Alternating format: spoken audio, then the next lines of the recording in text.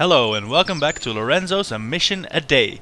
Today is day number 12 with the exact same number of missions flown to date. Mission 12 on day 12, that's what I wanted to say. Before resuming the program, a few modifications going into the Science Center first. Here what we have got is the Kerbal engineering system that I talked about in a previous mission, and I thought they were hidden in the tech tree somewhere in the advanced bit, somewhere in this area maybe, but as a helpful commenter pointed out, they were actually in the first bit and I unlocked them. So now we can use the Kerbal engineering system while designing our rockets. Basically it gives you a delta V readout of your stages and a thrust to weight ratio as well, giving you some idea of what you're building, whether it's actually viable or not. Something else that just now has been added is the heat shields. Now they have been added to the tree, and this is because I have installed the Deadly Re-entry program mod, the Deadly Re-entry mod. This basically does what it says on the tin. It makes re-entering deadly, as in if you enter too steeply your spacecraft will heat and burn up, as in the day 9 mission, the Joule probe that aerobraked or basically entered Joule's atmosphere quite fiercely, that would quite certainly have burned up with this mod. So we have that now, which adds something to worry about on this mission. I'm not expecting any difficulties because the mission we are undertaking today is, let me just activate the mission plugin here. The mission we're undertaking today is the Kerbal 1 mission. Yesterday's mission to Val was meant to do this, but the rocket lacked control and it crashed. Now, Kerbin is in a good launch window to go to Joule, so we still would like to do that, but the problem is our budget doesn't allow any sizable Joule probe. So we are going to fire off a quick rocket that will basically just accomplish the mission set forth in the objective set forth in that mission. This sensory bit is going on a Kerbin escape trajectory.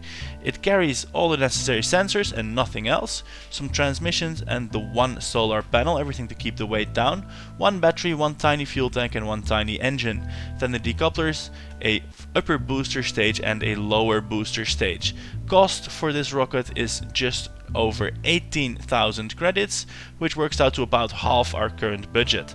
Reward for this mission is 85,000 credits, so upon completion we should have enough money to launch a probe to Val, and if we do it quickly the launch window won't have vanished. So when we go to the launch pad, we're not using any launch clamps because they cost money and we don't have any.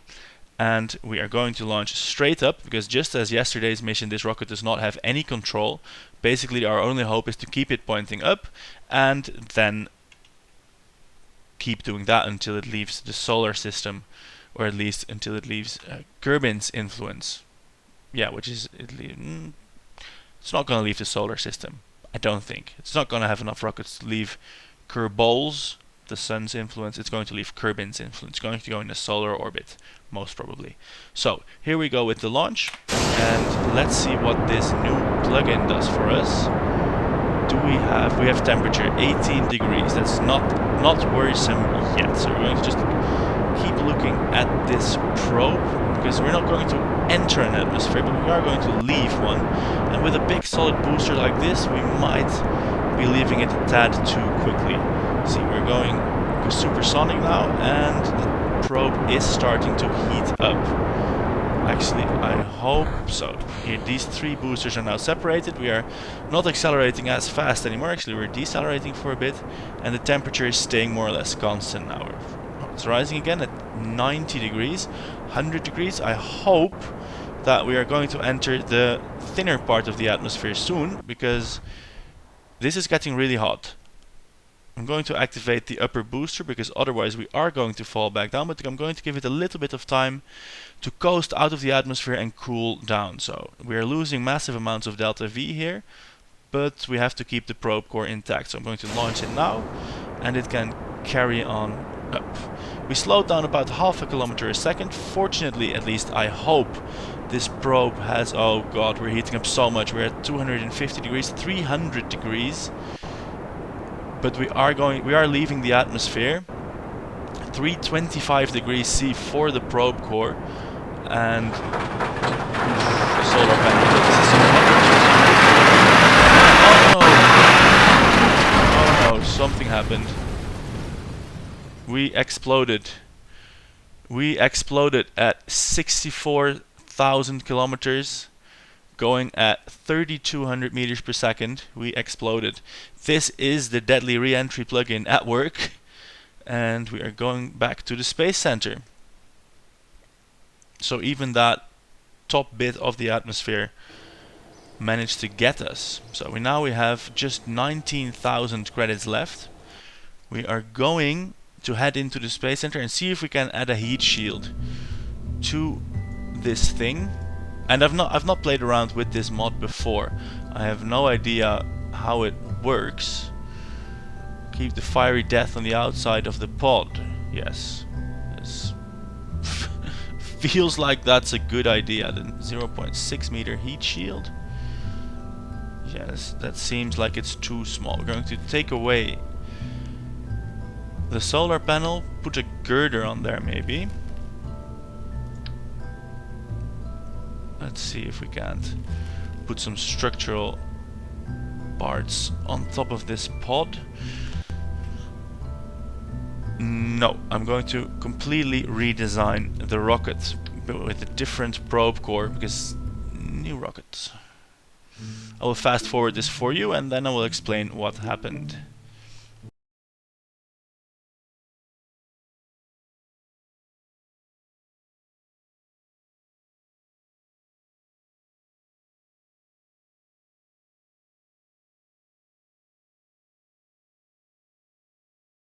Here we go, back to the launch pad.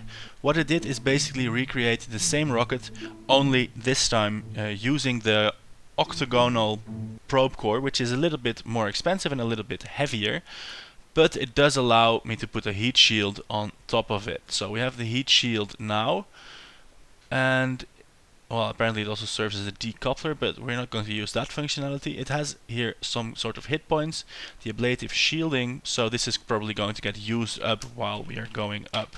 So I hope we get to go through the atmosphere with impunity now. Our rocket here cost 18,300 credits, and we have 19,300 credits to spare.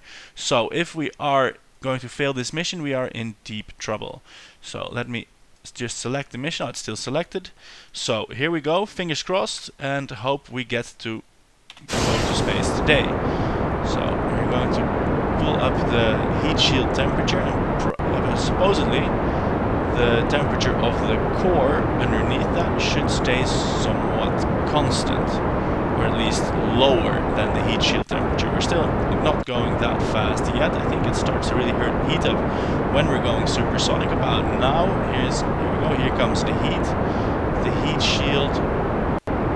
Let's see, the solar panel ditching the boosters. We incurred a little bit of a roll here, but I want to see the temperature of our probe core, which is at 100 degrees. The heat shield is hotter, it is working.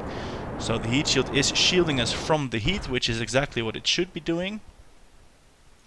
And we are looking now, we're going to let this cool down a little bit, not as much as last time, because hey, we got the heat shield now. So we're going to boost up on our solid booster. This is a small booster for most other rockets, but for this tiny probe it is the real deal. Wow, the heat shield really is heating up. It's at about 400 degrees and it's actually starting to ablate. So we are at 1500 meters per second. We're really blazing it out of the atmosphere. And the probe core is getting hot, but it's cooling down, and so is our heat shield. No! Oh, what happened? It wasn't the core that exploded.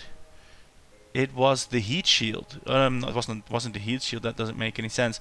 It wasn't the core that exploded. It was the booster that was exposed and getting hot, overheating, and exploding. So that is a big problem. We did get some serious speed up, but I think we lost some parts. So the mission is not going to get completed. If we look at our trajectory, we aren't escaping the Kerbin system either. So let's see if we can't get some science done.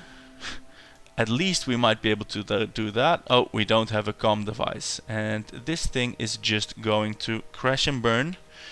At least I think we can test our heat shield when it does so. So far, today's mission not a great success yet. The key is to accelerate a little bit more gently, because now we're blazing up at a ridiculous speed with our solid rocket booster. We might want to swap that out for a liquid engine, which is more expensive, which is heavier, but will allow us to leave the atmosphere in a somewhat controlled manner. Or we have to get higher using the first stage and saving that ridiculous acceleration for space, because I think either the booster just overheated on its own, that the re-entry mod adds some heating to that so that the booster on its own cannot cool enough by being in the air anymore, or something weird is happening. At any rate, we are completely broke. We have 1,000 credits remaining. This is not even enough to buy a command part. And we are rapidly missing our launch window into Joule. Now we can see if this heat shield actually is worth its salt. This is too much for it, and we burn up upon re-entry. So no science, no missions, no nothing. That was 2 failed missions for today. I am going to have a big think about how to proceed tomorrow. We're out of cash, we're out of spaceship parts, and we still have places to go. So thanks for watching. If you liked this, subscribe, like, and share it with your friends. And if you did not, well, don't do any of those things. In any case, have a nice day, and I'll see you guys later. Goodbye.